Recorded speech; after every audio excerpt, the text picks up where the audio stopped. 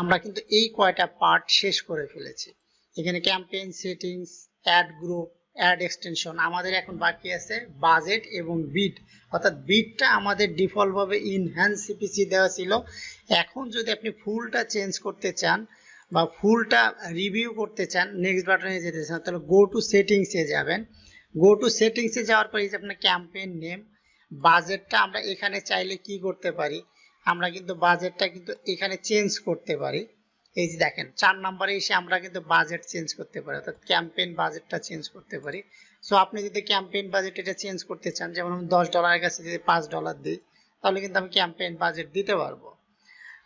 Next আপনি এখান থেকে আমাদের মোর ইম্পর্টেন্ট পার্ট যেটা, যে আমাদের নর্মালি ডিফল্ট ভাবে ইনহ্যান্স সিপিসি থাকে, ইনহ্যান্স সিপিসিতে বেটার রেজাল্ট দেয়। সো আপনি যখন অন্য কোনো বিডিং স্ট্র্যাটেজি ইউজ করবেন, আপনি কিন্তু সেটা এখান থেকে ইউজ করতে পারবেন। সো ইনহ্যান্স সিপিসি থাকলো, আপনার ল্যাঙ্গুয়েজ, অ্যাডভান্স সেকশনে আপনি যেটা দেখতে পাচ্ছেন অ্যাডভান্স ক্যাম্পেইন সেটিংসে, এটা কিন্তু আপনার ক্যাম্পেইন সেটিংসে ছিল না। এই অ্যাডভান্স সেটিংসে আমরা অ্যাডস ক্যাজুয়াল করতে পারি।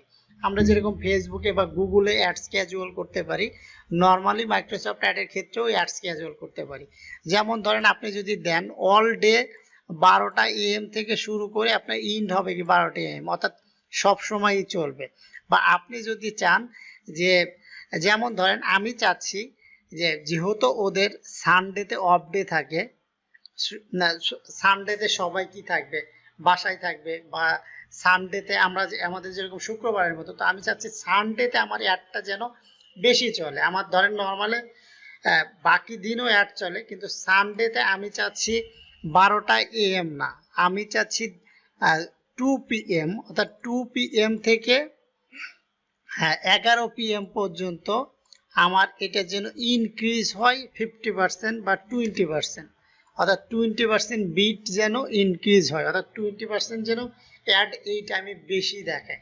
অর্থাৎ এইটা কিন্তু অন্য কোনো ইয়ের ক্ষেত্রে করা যায় না, যেমন ফেসবুক বলেন বা গুগলের ক্ষেত্রে বলেন, এই বিডিং স্ট্র্যাটেজিটা কিন্তু ইনক্রিজ করা যায় না, কিন্তু এখানে কিন্তু ইনক্রিজ করা যায় যে এই টাইমটাতে আমি বেশি অ্যাড রান করাইতে যাচ্ছি।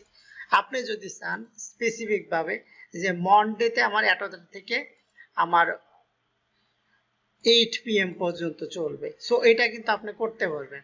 আপনার ডিসপ্লে টাইমটা কি হবে, টাইম জোনটা কি হবে, এখানে যদি চান আপনি নির্দিষ্ট কিছু ওয়েবসাইট, যে এই ওয়েবসাইটগুলোতে আমি আমার অ্যাড দেখাবো না, বা নির্দিষ্ট কিছু আইপিতে আমি দেখাবো না, সেগুলো কিন্তু আপনি এখানে এক্সক্লুশন করতে পারেন, অর্থাৎ যেটা করে এক্সক্লুড করতে পারেন, এই যে আইপি আপনি এক্সক্লুড করতে পারেন।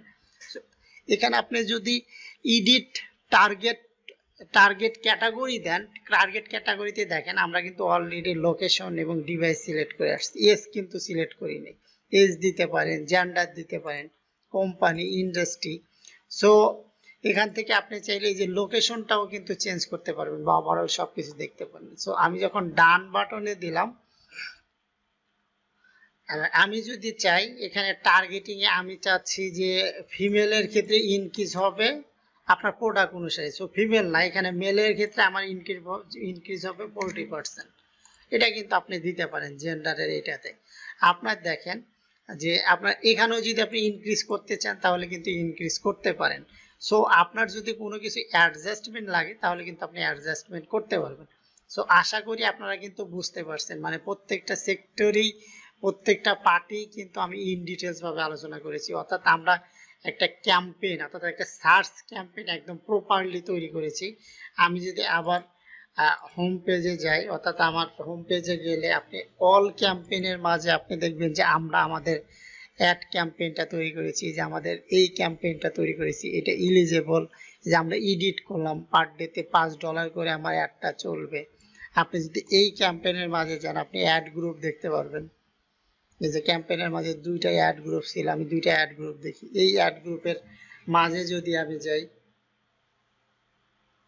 এই যে এই অ্যাড গ্রুপের মাঝে কতগুলো কিওয়ার্ড আছে আপনি কিন্তু সেটা দেখতে পাচ্ছেন। আপনাদের আমি আরো আরেকটা পার্ট দেখিয়েছিলাম যে আপনি যদি চান এই অ্যাড গ্রুপের মাঝে নেগেটিভ কিওয়ার্ড ইউজ করবেন, তাহলে কিন্তু আপনি এখান থেকে নেগেটিভ কিওয়ার্ড তৈরি করে আপনি এই অ্যাড গ্রুপের জন্য ইউজ করতে পারবেন। আপনাদের আরো দেখিয়েছিলাম আপনি যদি নেগেটিভ কিওয়ার্ড লিস্ট তৈরি করেন, আপনি কিন্তু নেগেটিভ কিওয়ার্ড লিস্ট সবগুলোর জন্য দিয়ে দিতে পারেন। সো আশা করি আপনারা এই ভিডিওতে এভরিথিং বুঝতে পারছেন, অর্থাৎ একটা সার্চ ক্যাম্পেইন আমরা কিভাবে প্রপারলি তৈরি করতে পারি। তো এই ভিডিওতে আমি এই পর্যন্তই রাখছি। আল্লাহ হাফেজ।